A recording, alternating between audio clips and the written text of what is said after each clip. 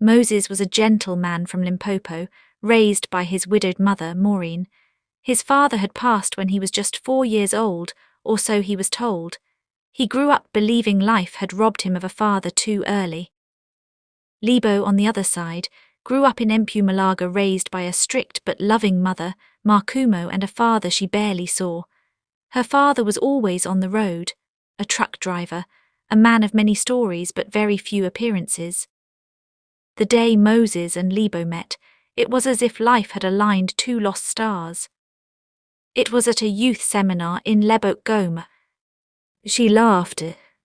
He smiled. And for a moment the world softened. Their connection was instant, like a rhythm that had been waiting for a beat. Within months they became inseparable. Long phone calls, prayer sessions, future planning, two young hearts building castles out of hope.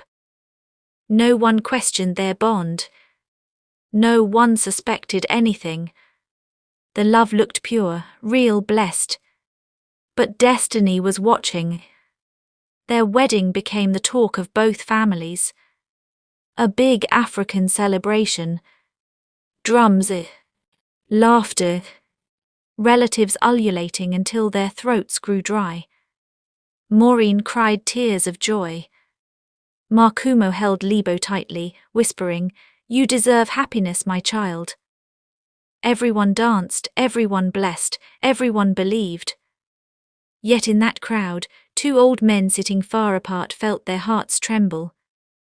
Uncle Jabu, Moses' maternal uncle, and Old Man Vuyo, Lebo's paternal uncle. They avoided eye contact the entire day. Avoided conversation. Avoided truth. Each carried a piece of a secret that, if spoken, could destroy everything. But they both told themselves a lie. It's been too long. It doesn't matter anymore. Life has moved on. Little did they know. Life never forgets. After the wedding, Moses and Lebo moved into a small house in Pretoria West, building their lives slowly. For 2 years they lived beautifully. Weekend markets, night prayers, cooking pap and steak on Sunday afternoons, finding comfort in each other's warmth, until the day Lebo found a box in Moses' mother's storeroom. A box she wasn't meant to open. A box sealed by 27 years of silence. Inside was an old baby blanket, a hospital wristband, and a letter, handwritten, folded, and yellow with age. She wasn't snooping. She was looking for candle refills. But destiny had placed the box right in her hands. The letter was addressed to Moses' father, Kagabo Maziko. Lebo frowned. She had heard the surname Maziko before. Her mother's maiden name was also Maziko. A cold wind brushed her spine. When she showed the letter to Moses that night, he looked confused.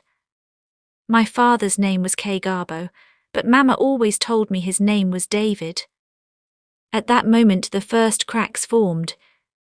Small, silent, dangerous. When Moses confronted his mother, Maureen froze. Her hands shook. Her knees weakened. "Who told you to open that box?" she whispered. "It doesn't matter," Moses said.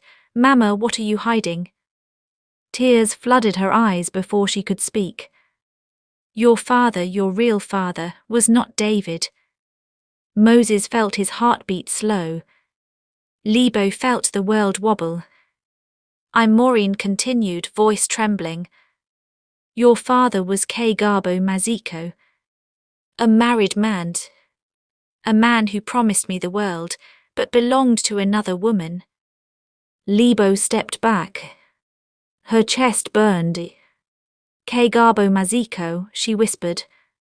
"That's my father's name." Silence fell like a drought over the room. Maureen's eyes widened. "No, no, my child. Your father cannot be the same Kagabo." But she stopped mid-sentence. Her breath left her body.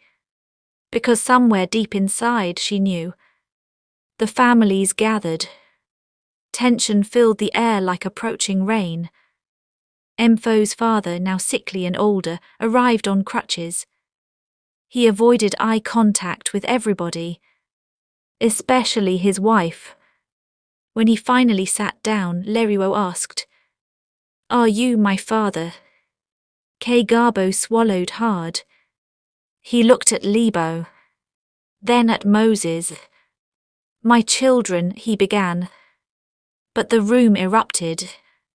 Mum Maureen screamed. Libo's mother shouted. Uncles stood up. Aunties wailed. After minutes of chaos, the truth spilled in painful fragments. Yes, Kegabo Maziko had fathered a son outside his marriage many years ago. Yes, that son was Moses. Yes, no one knew the boy's identity, except Kegabo himself. And yes, Libo was his daughter too. The room fell into a terrible silence.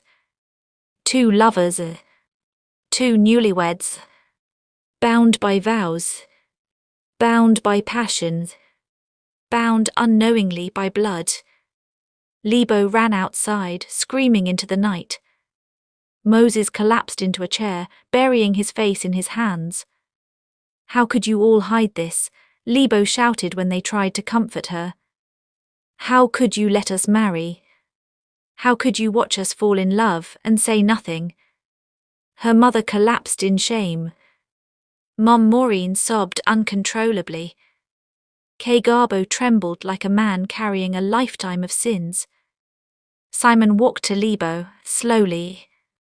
"Libo, please, I didn't know, I swear." She looked into his eyes she once loved, eyes she once trusted, now suddenly filled with a truth too dark to hold. "How do we move forward from this, Simon? How do we breathe after this?" He had no answer. The world they built in love now felt like a graveyard of lies. They returned to Pretoria but slept in separate rooms. The air between them grew heavy. Awkward. Painful. No touches. No laughter. No prayers. Just two broken souls trapped in a house that once felt like home. Eventually, with tears and trembling hands, they filed for annulment. Not because they wanted to, but because the law demanded it. Because culture demanded it. Because their hearts couldn't beat right anymore. Their marriage collapsed. Their dreams dissolved. Their love, once pure, became a wound both would carry forever. Months passed. The families lived in shame. The community whispered. The elders avoided gatherings.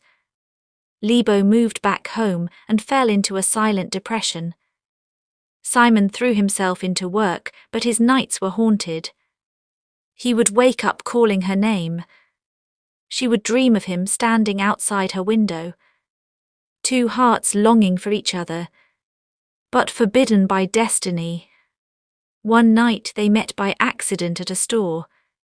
Their eyes held each other for a long, painful moment.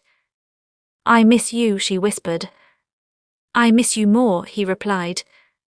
They stood there, breathing the same air, knowing their love could never return.